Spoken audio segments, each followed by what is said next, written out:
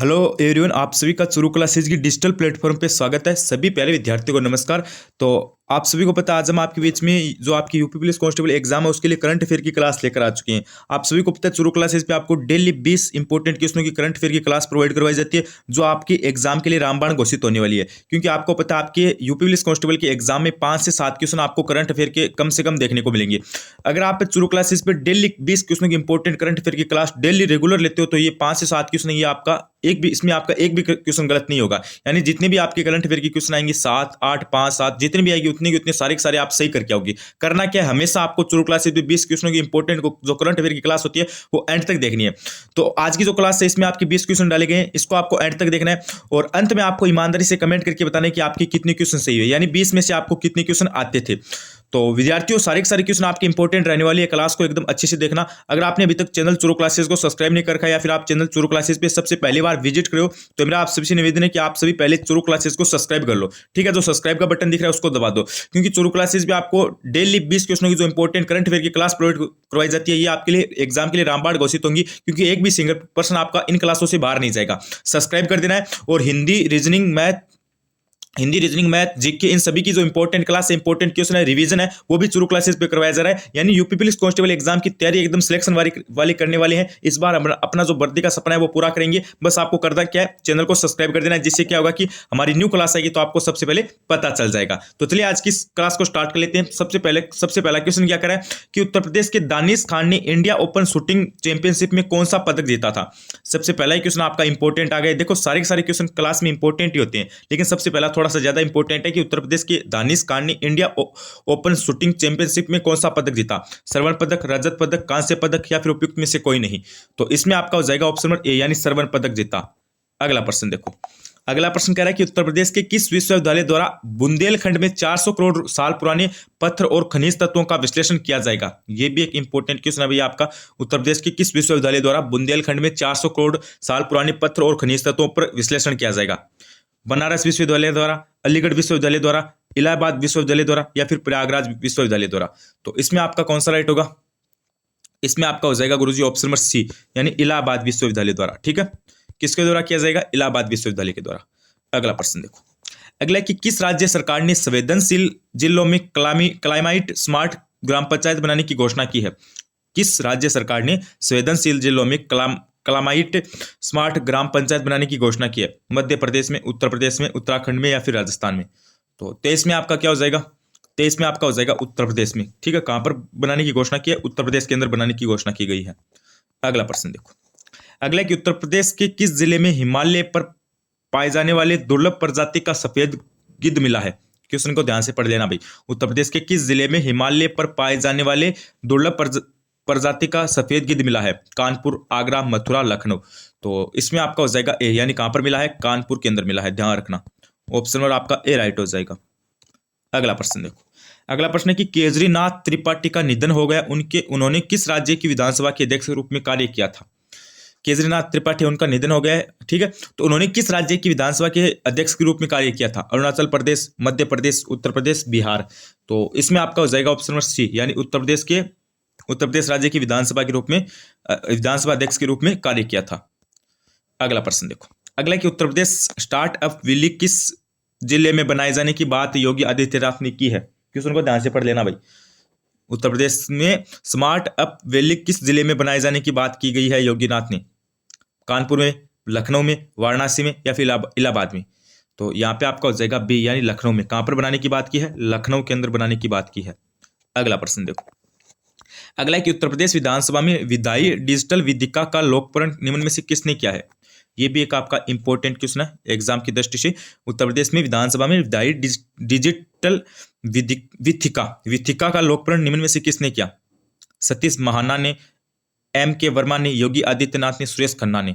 तो सुरेश खन्ना आपको पता है उत्तर प्रदेश के क्या है? वर्तमान वित्त मंत्री है। ठीक है, और योगी आदित्यनाथ आपको पता है क्या है? उत्तर प्रदेश के मुख्यमंत्री है। सतीश महाना आपको पता है क्या है? ये वर्तमान विधानसभा अध्यक्ष है। तो इसमें से लोकार्पण निम्न में से किसने किया था? तो इसमें आपका हो जाएगा ऑप्शन नंबर सी, यानी योगी आदित्यनाथ ने। अगला प्रश्न देखो। अगला प्रश्न क्या करें? संपूर्ण भारत के खाद्य प्रसंस्करण उद्योग क्षेत्र में उत्तर प्रदेश का लगभग कितने प्रतिशत का योगदान है इस क्षेत्र में? यानी संपूर्ण भारत के खाद्य प्रसंस्करण उद्योग क्षेत्र में उत्तर प्रदेश का लगभग कितना प्रतिशत योगदान है? तो उत्तर प्रदेश का आपका योगदान कितना हो जाएगा? ऑप्शन नंबर आपका यहाँ पे कौन सा राइट हो जाएगा? सी राइट हो जाएगा, यानी यहाँ पे आपका 8%। उसके बाद देखिए अगला प्रश्न क्या कह रहा है, उत्तर प्रदेश के किस नगर द्वारा 100% कूड़ा निस्तारण के लिए मटेरियल रिकवरी फैसिलिटी सेंटर बनाया जाएगा?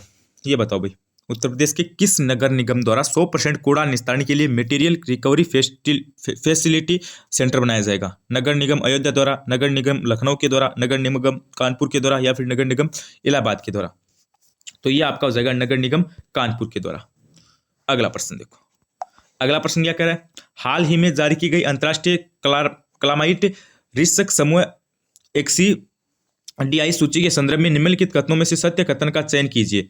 एक तो आपका दिया गया है कि उत्तर प्रदेश व बिहार सहित भारत के 9 राज्यों में वर्ष 2050 तक जलवायु परिवर्तन की उच्च जोखिम श्रेणी वाले राज्य होंगे। उसके बाद इस सूची में 80% राज्य भारत, चीन व अमेरिका के हैं।